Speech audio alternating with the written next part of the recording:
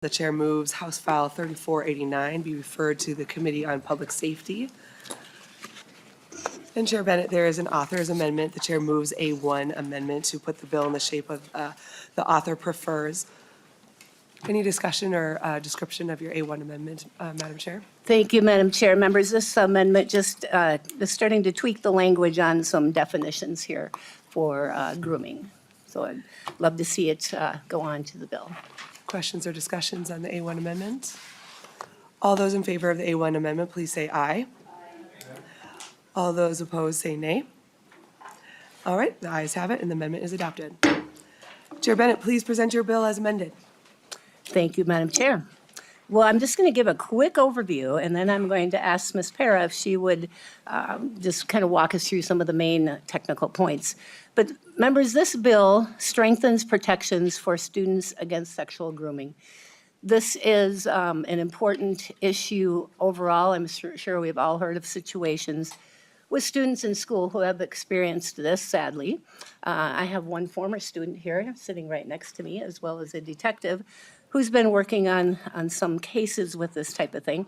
But I will share, too, that I personally, too, when I was in high school as a 10th grader, was groomed by my band director. And it's something that it still sticks with me today. So it is a really important issue. So what this bill does, it makes clear field trip supervision rules, creates a new felony offense for child grooming, improves mandatory reporting to include grooming, and enhances training to include grooming. So I'm wondering, Madam Chair, if Ms. Para could just walk us through some of the main points here. And thank you, Representative Bennett. Christina Parr. Thank you, Madam Chair.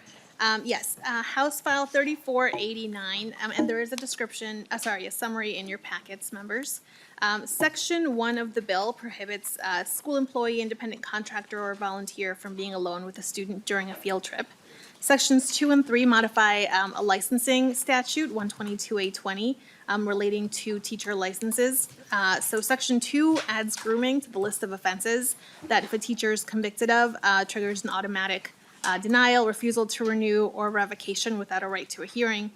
Section 3 requires law enforcement to notify the appropriate licensing board when a teacher is criminally charged with one of those triggering offenses, where the teacher's license would be automatically denied, not renewed or revoked, or with any other offense that requires the person to register as a predatory offender.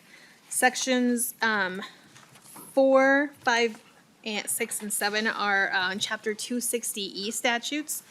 So Section 4 requires the Commissioner of Education to develop training for mandatory reporters and specifies certain content that must be included.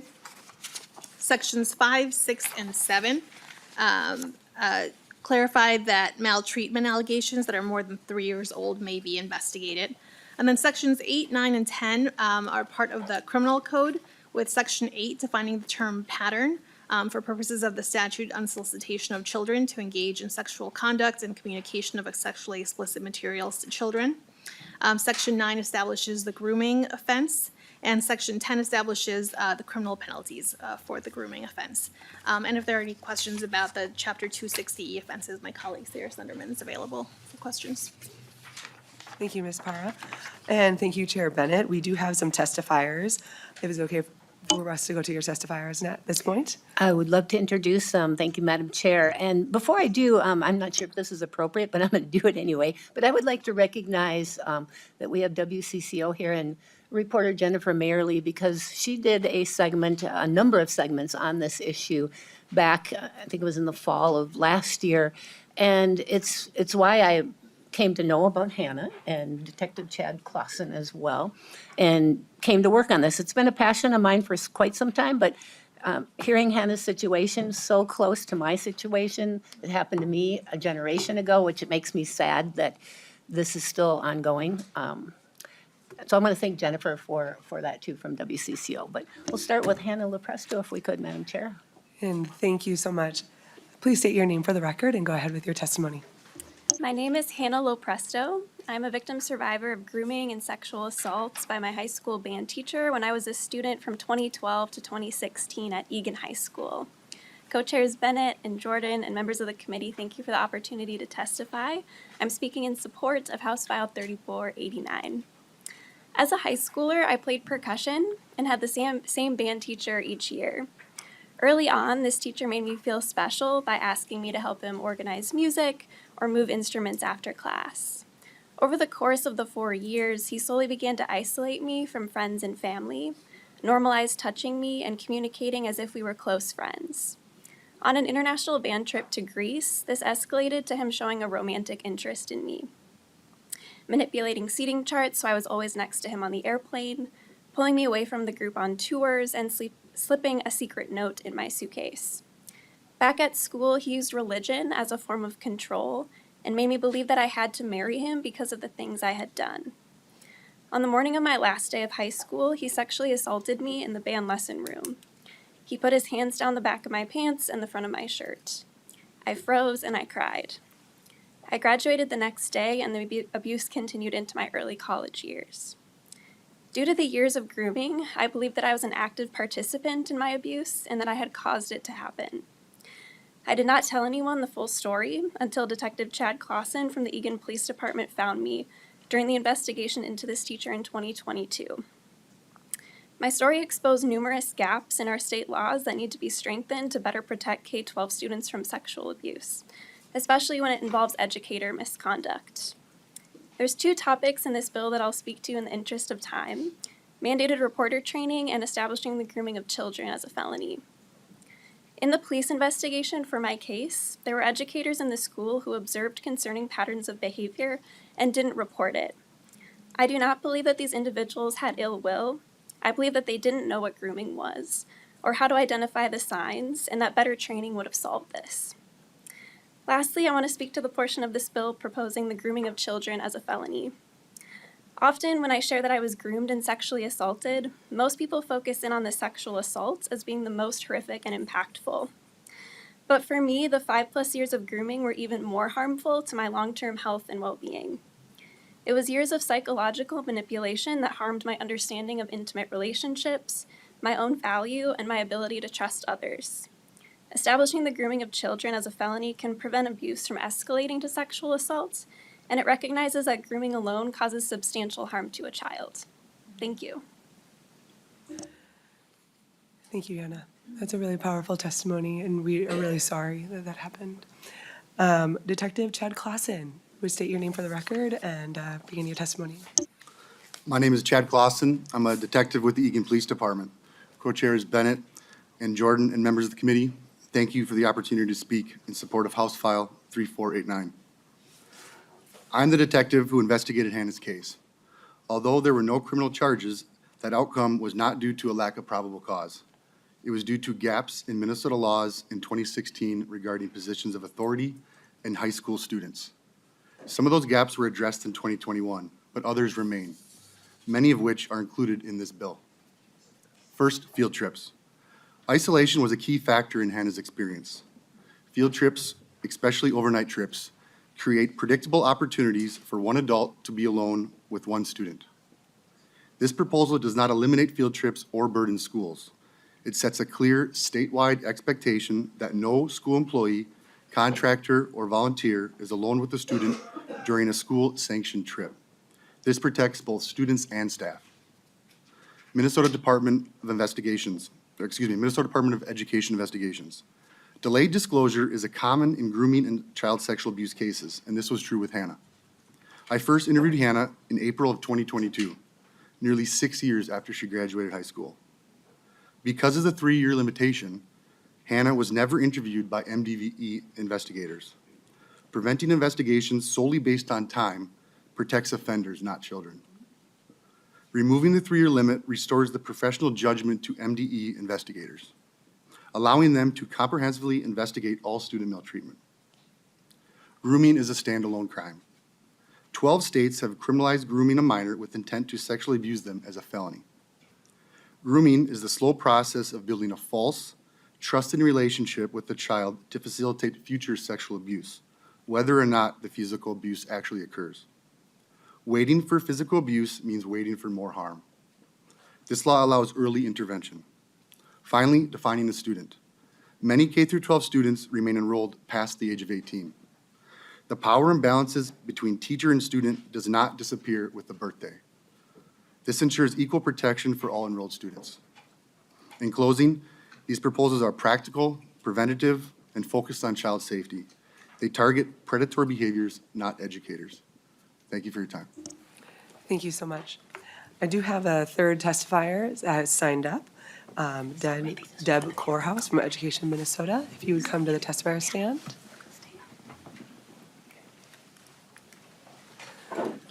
Thank you. Please state your name for the record and begin your testimony. Thank you, Madam Chair. I'm Deb Corehouse. I'm an attorney with Education Minnesota, speaking on sections 1 through 7 of House File 3489 today.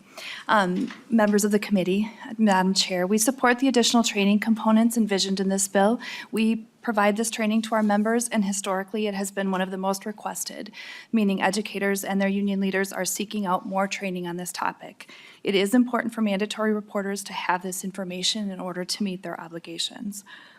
On the proposed field trip law, we also support the general idea that students and staff alike are both safer if they are interacting in a place where they can be observed by others. We do want to note, however, that there are many times on field trips where staff may need to be alone with the student in order to keep that student safe. This might be in a situation where a student elopes from the group, a student needs assistance with personal cares in a private restroom, the student has an emotional issue that must be addressed confidentially, a private phone call home must be made, the student may need medication or another medical intervention, etc. We would suggest that the language be clear that there are exceptions for emergencies, student health and safety, confidentiality, etc. We also note that many times our members are not the individuals in charge of setting up the staffing ratios and should not be penalized if the system is not providing sufficient coverage in order to assure that there are multiple staff in certain settings. We thank you for your time. Thank you so much. At this time, and thank you to the testifiers, at this time, this concludes public testimony. Members, are there any questions about the bill for any of our testifiers, for Representative Bennett?